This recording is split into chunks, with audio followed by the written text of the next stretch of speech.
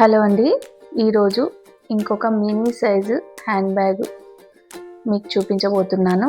ఇది వచ్చి mini shopping bag అనొచ్చు అనమాట. మనం ఎక్కడికైనా బయటికి వెళ్ళినప్పుడు షాప్స్‌కి అలా వెళ్ళినప్పుడు తీసుకొని వెళ్ళడానికి చాలా కన్వీనియంట్‌గా ఉంటుంది. ఇందులో నేను లోపల ఒక పాకెట్ ఇచ్చాను. బయట వైపున ఇవ్వలేదు. మనీ కానీ, కీస్ కానీ అట్లా పెట్టుకోవడానికి సేఫ్టీ పర్పస్‌లో లోపల పాకెట్ కావాలని అడిగారనమాట కస్టమరు. అందుకోసమని లోపల పాకెట్ పెట్టి స్టిచ్ చేశాననమాట. మనం ఏ వీడియో పెట్టినా స్టిచ్చింగ్ అనేది కంపల్సరీ కదా! అయితే చాలామంది కూడా నాకు ఈ నాన్ ఓవెన్ క్లాత్ ఎక్కడ దొరుకుతుంది? ఈ మెటీరియల్ అంతా ఎక్కడ దొరుకుతుంది? అని చాలామంది కామెంట్ చేస్తూ ఉంటారు. అయితే వాళ్ళందరి కోసం నేను ఏంటంటే ఇందులో మనం నాన్ ఓవెన్ క్లాత్ అనేది యూజ్ చేయట్లేదు. ఇంట్లో ఉన్న వాటితోనే ఎలా స్టిచ్ చేసుకోవాలో చూపించబోతున్నాననమాట. ఇందులో నేను మెయిన్ ఫ్యాబ్రిక్, అలాగే స్పాంజ్ క్లాత్, అలాగే మనము ఇంట్లో క్యారీ బ్యాగ్స్ అనేవి వస్తూ ఉంటాయి కదండి. మనం షాప్స్కి అలా వెళ్ళినప్పుడు ఇస్తూ ఉంటారు కదా క్లాత్ బ్యాగ్స్. ఆ బ్యాగ్స్నే నేను ఇందులో యూజ్ చేశాను అనమాట. తర్వాత ఒక లైనింగ్ క్లాత్ అనేది యూజ్ చేశాను. 4 లేయర్స్ కింద ఇవన్నీ వాడుతున్నాను అనమాట. ఫోమ్ షీట్ అంటే మనకి శారీస్లో, డ్రెస్సెస్లో అట్లా మనకు కొన్నప్పుడు ఇస్తూ ఉంటారు కదా, దాన్నైనా యూజ్ చేసుకోవచ్చు. అలాగే నాన్ ఓవెన్ లేకపోతే అలా క్యారీ బ్యాగ్స్ని యూజ్ చేయొచ్చు అనమాట. లేని వాళ్ళ కోసం ఎలా వాడాలో చెప్పడం కోసం నేను దీన్ని వాడుతున్నాను. అయితే నేను ఈ 4 లేయర్స్ని ఒక దగ్గర పెట్టేసి నేను జాయింట్ అనేది చేసుకున్నాను. తర్వాత ఇది మధ్యలోకి ఫోల్డ్ అనేది చేసుకుంటున్నాను. ఇది చిన్న సైజు. దీని మెజర్మెంట్స్ చెప్పలేదు కదా మీకు, అది క్లిప్ మిస్ అయిపోయింది మధ్యలో. అయితే దీని పొడవు వచ్చేసి 20 ఇంచులు, వెడల్పు వచ్చేసి 10 ఇంచులు తీసుకున్నాను అనమాట. అంటే మనకి 10 ఇంచుల పొడవు వస్తుంది, 10 ఇంచుల వెడల్పు వస్తుంది. డబుల్ ఫోల్డింగ్ చేస్తాం కాబట్టి.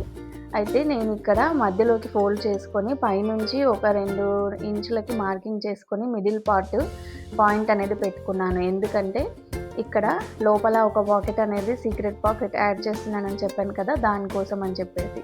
తర్వాత ఇక్కడ మినీ పాకెట్ కోసం అని చెప్పి నేను ఇంకొక లైనింగ్ క్లాత్ తీసుకున్నాను. దానికి ఒక జిప్ అనేది అటాచ్ చేయాలి. ఆ జిప్ ఎప్పుడైనా కూడా మనం తీసుకున్న క్లాత్ వెడల్పు కంటే కూడా 1 ఇంచు తక్కువగా ఉండాలన్నమాట. తక్కువగా తీసుకొని ఇక్కడ చూడండి, నేను వీడియోలో చూపిస్తున్నట్టు సైడ్స్కి జిప్కి మనము క్లాత్ అనేది యాడ్ చేయాలి. కింద ఒక చిన్న పీసు, పైన ఒక చిన్న పీస్ పెట్టి కుట్టేసుకున్న తర్వాత మళ్ళీ దాన్ని రివర్స్లో తిప్పేసుకొని పైనుంచి ఒక స్టిచ్ చేసుకున్నాను. చూడండి, వీడియోలో చూస్తే అర్థమవుతుంది మీకు. ఇక్కడ నేను ఒక చిన్న మిస్టేక్ చేశానండి. అదేంటో మీరు నాకు కామెంట్లో చెప్పండి. అంతకంటే ముందు నేనే చెప్పేస్తున్నాను. అయితే నేను ఇక్కడ రన్నర్ ఎక్కించడం అనేది మర్చిపోయాను అనమాట.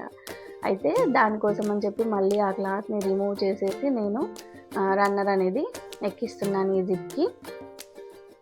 ఈ జిప్కి రన్నర్ ఎక్కించేటప్పుడు మనము ఆ రన్నర్ని కింద వైపుకి పాదం చూసుకొని ఎక్కించుకోవాలన్నమాట. అప్పుడే ఈజీగా ఎక్కుతుంది. 2 వైపులా కూడా జిప్ని లోపలికి ఒకే సైజులో పెట్టేసి లాగేస్తే కనుక ఈజీగా వచ్చేస్తుంది అనమాట. ఇలా రన్నర్ ఎక్కించడం రాని వాళ్ళు ఒకసారి మన వీడియో ఉంది, ఒకసారి చూడండి, క్లియర్గా ఎక్స్ప్లెయిన్ చేశాను. కావాలంటే నేను మళ్ళీ ఇంకొక వీడియో కూడా పెడతాను. ఇలా ఎక్కించడం రాని వాళ్ళు ఏంటంటే ఇలా కార్నర్స్ ఓపెన్ చేసేసుకొని తీగని బయటికి లాగేసి 2 వైపులా పట్టుకొని లాగేసామంటే చాలా ఈజీగా అర్థమవుతుంది. మీరు చెప్పేదానికంటే కూడా వీడియోలో చూస్తే కనుక మీకు చాలా ఈజీగా అర్థమవుతుంది. వీడియోని స్కిప్ చేయకుండా చూడండి. Okay friends. తర్వాత దీనికి ఇంకొక వైపు అలాగే 2 పీసెస్ కూడా కింద ఒకటి పైన ఒకటి పెట్టేసి జాయిన్ చేసుకోవాలి. తర్వాత మళ్ళీ పైనుంచి టాప్ స్టిచ్ అనేది వేసుకోవాలి.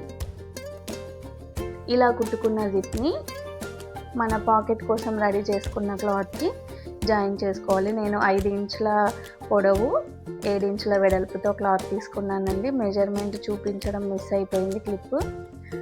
తర్వాత దీనికి మనము పైనుంచి ఇంకొక చిన్న ముక్కని ఒక 1 ఇంచు గ్యాప్లో ఒక పీస్ తీసుకున్నాను. దాంట్లోంచి కట్ చేశాను. ఆ పీస్ని నేను ఇక్కడ యాడ్ చేస్తున్నాను అనమాట. మళ్ళీ రివర్స్లో తిప్పేసుకొని పైనుంచి టాప్ స్టిచ్ అనేది వేసుకోవాలి. మనం జిప్ ఎక్కడ కుట్టినా కూడా మీకు తెలుసు కదా. ఇలా కుట్టుకున్న తర్వాత సైడ్స్ ఫినిషింగ్ అలా చేసేసుకొని రివర్స్లో పెట్టేసి ఇట్లా క్లాత్ని లోపలికి ఫోల్డ్ చేసి కుట్టేసుకోవాలన్నమాట. పాకెట్ మనకి దానిపైనే పెట్టేసి కుట్టేటప్పుడు చాలా అంటే కంఫర్ట్గా అనిపించదు. అందుకోసం అని చెప్పేసి ముందే మనం ఇలా కార్నర్స్ అన్నీ 4 వైపులా లోపలికి మడిచి కుట్టేసుకున్నాం అనుకోండి, డైరెక్ట్గా ఈ పాకెట్ని తీసుకెళ్ళి మనము బ్యాక్కి స్టిచ్ చేసేయచ్చు అనమాట. ఇలా కుట్టేసిన తర్వాత మిడిల్కి ఫోల్డ్ చేసి నేను ఒక మార్కింగ్ చేసుకుంటున్నాను చూడండి. ఇది ఎందుకోసం అంటే మనము మిడిల్ పాయింట్ కరెక్ట్గా రావడం కోసం అని చెప్పేసి. అలాగే నేను బ్యాక్కి రివర్స్ సైడ్ కూడా ఈ మార్కింగ్ అనేది చేసుకున్నాను కదా, దాని దగ్గర ఈ మార్కింగ్ కరెక్ట్గా వచ్చేలా చూసుకొని కుట్టు వేసేస్తున్నాను. ఇలా పైన సైడ్ కుట్టు కనిపించొద్దు అనుకుంటే కనుక మనము ఈ 4th లేయర్ లైనింగ్ జాయిన్ చేయకుండా పాకెట్ కుట్టిన తర్వాత కూడా జాయిన్ చేయొచ్చు. పైన వైపు స్టిచెస్ కనిపించకుండా ఉంటాయి. తర్వాత ఇక్కడ నేను హ్యాండిల్స్ కోసం చూపిస్తున్నాను. ఇక్కడ మినీ సైజ్ బ్యాగే కాబట్టి నేను 16 ఇంచెస్ తీసుకున్నాను పొడవు, వెడల్పు వచ్చి 3 ఇంచులు. అందులోకి నాన్ ఓవెన్ క్లాత్ యూజ్ చేస్తాం కదా, అలాగే ఈ షాపింగ్ బ్యాగ్ అనేది చిన్న పీస్ స్ట్రాప్ లాగా 1 ఇంచ్ గ్యాప్లో కట్ చేసుకున్నాను. ఆ పీస్నే నేను ఈ క్లాత్లో పెట్టేసి స్టిచ్ చేస్తున్నాను చూడండి. ఎలా ఫోల్డ్ చేయాలో ఒకసారి మీకు వీడియోలో చూస్తే కనుక క్లియర్గా అర్థమవుతుంది. కార్నర్స్ ఇట్లా ఫోల్డ్ చేసేసుకొని 1 ఇంచ్ గ్యాప్ వచ్చేలాగా పెట్టుకొని స్టిచ్ చేసేసేయాలి హ్యాండిల్స్. తర్వాత ఇంకొక వైపున కూడా కార్నర్కి స్టిచ్ వేసుకోవాలన్నమాట హ్యాండిల్స్కి. అలా వేస్తేనే ఫినిషింగ్ నీట్గా ఉంటుంది, స్టిఫ్గా కూడా వస్తాయి హ్యాండిల్స్. లోపల క్లాత్ వేయడం వల్ల ఇవి ఏమీ డెలికేట్గా ఏమి ఉండవండి, స్టిఫ్గానే ఉంటాయి. మనం నాన్ ఓవెన్ క్లాత్ యూజ్ చేస్తే ఎలా ఉంటాయో ఇవి కూడా సేమ్ అలాగే ఉంటాయి. తర్వాత బ్యాక్కి ఒకవైపు నేను మిడిల్ పాయింట్ అనేది మార్క్ చేస్తున్నాను. తర్వాత 2 ఇంచులకి ఇటువైపు 2 ఇంచులకి అటువైపు మార్కింగ్ చేసుకున్నాను. పెద్ద సైజ్ అయితే 2.5 ఇంచులు పెట్టుకోవచ్చు, చిన్న సైజు కాబట్టి నేను 2 ఇంచులు పెట్టాను. ఇక్కడ మనము 2 ఇంచులు ఎక్కడైతే మార్కింగ్ చేసుకున్నామో అక్కడ ఈ హ్యాండిల్స్ అనేది జాయిన్ చేయాలి. తర్వాత ఇంకొక వైపు ఫోల్డింగ్ చేసేసుకొని సేమ్ మార్కింగ్ అనేది చేసుకోవాలి. హ్యాండిల్స్ ఎక్కడ ఉన్నాయో చూసుకొని అక్కడ మార్కింగ్ చేసుకుంటే కనుక మనకి చాలా ఈజీగా ఉంటుంది. ఇటువైపున కూడా హ్యాండిల్ పెట్టేసి మనము స్టిచ్ అనేది వేసేసుకోవాలి. తర్వాత ఎక్స్ట్రా పీస్ ఉంటే కట్ చేస్తున్నాను. దీనికి మనము జిప్ అనేది యాడ్ చేయాలన్నమాట. జిప్ పెట్టేసి కుట్టేటప్పుడు చాలా కార్నర్కి వచ్చే విధంగా, అంటే క్లాత్ ఎక్కువ బయటికి కనిపించకుండా ఉండాలి అంటే కొంచెం కార్నర్ సైడ్ బయటికి కనిపించకుండా ఉండే విధంగా కొంచెం కొన నుంచి కుట్టు వేసుకోవాలన్నమాట. తర్వాత ఇలా రివర్స్లో తిప్పి మళ్ళీ దానిపై నుంచి స్టిచ్ వేసినప్పుడు చూడండి మనకి బయటికి అస్సలు క్లాత్ కనిపించడు. ఫినిషింగ్ ఎంత నీట్గా ఉందో చూడండి. ఇలా చేస్తే కనుక ఏంటంటే మనం మళ్ళీ ఇంకో క్లాత్ పెట్టి ఫినిషింగ్ చేయాల్సిన అవసరం అనేది ఉండదన్నమాట. తర్వాత ఇంకో వైపు కూడా ఆ జిప్ని నేను కుట్టేస్తున్నాను చూడండి. తర్వాత ఇలా కుట్టిన తర్వాత మనం జిప్ని ఓపెన్ చేయాలి, ఎందుకంటే రివర్స్లో పెట్టి మనం స్టిచ్ వేసుకోవాలి కాబట్టి దాన్ని ఓపెన్ చేస్తున్నాను. తర్వాత మళ్ళీ కూడా దీన్ని కూడా ఫోల్డింగ్ చేసేసి టాప్ స్టిచ్ అనేది వేసుకుంటున్నాను. వేసుకున్న తర్వాత మనం దీనికి రన్నర్ అనేది ఎక్కించాలి. లోపల వైపు పాకెట్ ఎలా ఎక్కించామో దీన్ని కూడా అదే సైడ్ నుంచి ఎక్కించాలి, అటు ఇటు కాకుండా. ఇలా ఓపెన్ ఉంటుంది కదా, మనము జిప్ని ఎలా క్లోజ్ చేయాలని చాలామంది డౌట్ పడుతూ ఉంటారు కదా. ఇప్పుడు నేను వీడియోలో చూపించాను కదా, ఒక్కసారి రన్నర్ ఎక్కించుకున్న తర్వాత దాన్ని కార్నర్ వరకు తీసుకెళ్ళి మొత్తం బయటకు లాగేస్తే జిప్ అనేది క్లోజ్ అయిపోతుంది. తర్వాత మళ్ళీ దాన్ని తీసేసి మళ్ళీ రన్నర్ ఎక్కించుకోవాలన్నమాట. అయితే చాలామంది కుట్టు వేసేటప్పుడు ఓపెన్ ఉంటే స్టిచెస్ కరెక్ట్గా రావు. అయితే అందుకోసం అని చెప్పేసి మనం ఎప్పుడైనా సరే సైడ్ స్టిచెస్ వేసేటప్పుడు జిప్ అనేది క్లోజ్గానే ఉండాలి. అలాగే సైడ్ స్టిచ్ వేసేటప్పుడు కూడా సూది దగ్గర విరిగిపోతున్నాయనో కుట్టు సరిగా పడడం లేదనో చాలామంది చెప్తూ ఉంటారు కదా. ఇప్పుడు నేను చూపిస్తున్నాను చూడండి, మీ ముందే కుడుతున్నాను. మనము కుట్టేటప్పుడు కొంచెం దాన్ని ఇలా వంచినట్టుగా పెట్టాలన్నమాట. జిప్ని స్ట్రైట్గా పెట్టకుండా కొంచెం వంచినట్టుగా పెట్టేసి కుట్టేస్తే కనుక ఈజీగా ఉంటుంది. అలాగే డైరెక్ట్గా కుట్టకుండా కొన్ని మిషన్స్ ప్రాబ్లం ఇస్తూ ఉంటాయి కాబట్టి కొంచెం టెన్షన్ని పైకి అడ్జస్ట్ చేసుకొని కొద్దిగా పైకి లేపుకొని వేసుకోవాలన్నమాట. మనము డబుల్ స్టిచ్ వేసేటప్పుడు స్టార్టింగ్లో జిప్ దగ్గర అలా వేస్తే కనుక నీడిల్కి ఎలాంటి ప్రాబ్లం రాకుండా ఉంటుంది, ఈజీగా కుట్టు కూడా పడిపోతుంది అన్నమాట. ఇలా సైడ్ ఫినిషింగ్ చేసేసుకున్న తర్వాత మనకి ఇలా వచ్చేస్తుంది చూడండి నీట్‌గా.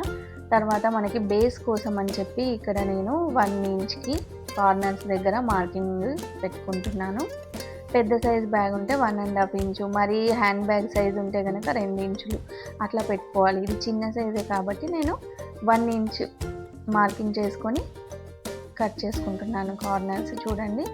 తర్వాత దీన్ని ఇలా మధ్యలోకి క్రాస్‌గా ఫోల్డ్ చేసేసుకొని ఇక్కడ స్టిచ్ అనేది వేసుకోవాలి. ఇది వేసుకోవడం వల్లే బ్యాగ్‌కి బేస్ అనేది స్టిఫ్‌గా వస్తుందనమాట. లేదంటే నార్మల్ బ్యాగ్ లాగే కనిపిస్తుంది. బాక్స్ షేప్‌లో కనిపిస్తుంది. ఇలా వేసుకుంటే గనక బేస్ అనేది కరెక్ట్‌గా ఉంటుందనమాట. మన బ్యాగ్ షేప్ అనేది ఈ బేస్‌ని బట్టే ఉంటుంది. మనం ఎంత తీసుకుంటున్నాం అనే దాన్ని బట్టి. తర్వాత దీన్ని మొత్తం రివర్స్ తిప్పేసుకొని కార్నర్స్ ఆ మూలల దగ్గర అంతా అడ్జస్ట్ చేసుకున్నామంటే మన షాపింగ్ బ్యాగ్ అనేది రెడీ అయిపోతుంది. చూడండి ఎంత ఈజీగా 10 నిమిషాల్లో మనం కుట్టేసుకోవచ్చండి ఈ బ్యాగ్‌ని. మన ఇంట్లో ఉండే చిన్న ముక్కైనా పర్వాలేదు. చాలా ఈజీగా కుట్టేసుకోవచ్చు చూడండి. లోపల ఒక పాకెట్ వచ్చింది. చాలా స్పేషియస్‌గా ఉంది. అలాగే మనం క్యారీ చేయడానికి కూడా చాలా ఈజీగా ఉంటుంది. ఎక్కడికైనా బయటికెళ్ళినప్పుడు పట్టుకొని వెళ్ళడానికి చాలా చాలా బాగుంటుంది. మీరు కూడా ఇంట్లో ట్రై చేయండి ఫ్రెండ్స్. చాలా బాగుంటుంది. మిగిలిపోయిన ఏ ముక్కతో అయినా సరే మీరు ఇలా బ్యాగ్ అనేది స్టిచ్ చేసేసుకోవచ్చు. చూడండి ఇలా 10 నిమిషాల్లో మన అందమైన షాపింగ్ బ్యాగ్ అనేది రెడీ అయిపోయింది. ఇలాంటివి రిటర్న్ గిఫ్ట్స్‌గా ఇవ్వడానికి కూడా చాలా బాగుంటాయండి. మీకు కూడా ఇలాంటివి కావాలంటే గనక నాకు ఒకసారి కామెంట్ చేయండి. నేను వాట్సాప్ నంబర్ అనేది ప్రొవైడ్ చేస్తాను. అలాగే ఆర్డర్ పైన కూడా స్టిచ్ చేసి ఇస్తాను. రాబోయేది పెళ్ళిళ్ళ సీజన్ అలాగే పూజలు అట్లా చేస్తూ ఉంటాం గదా! రిటర్న్ గిఫ్ట్స్‌గా చాలా బావుంటాయి. ఓకే ఫ్రెండ్స్ ట్రై చేయండి.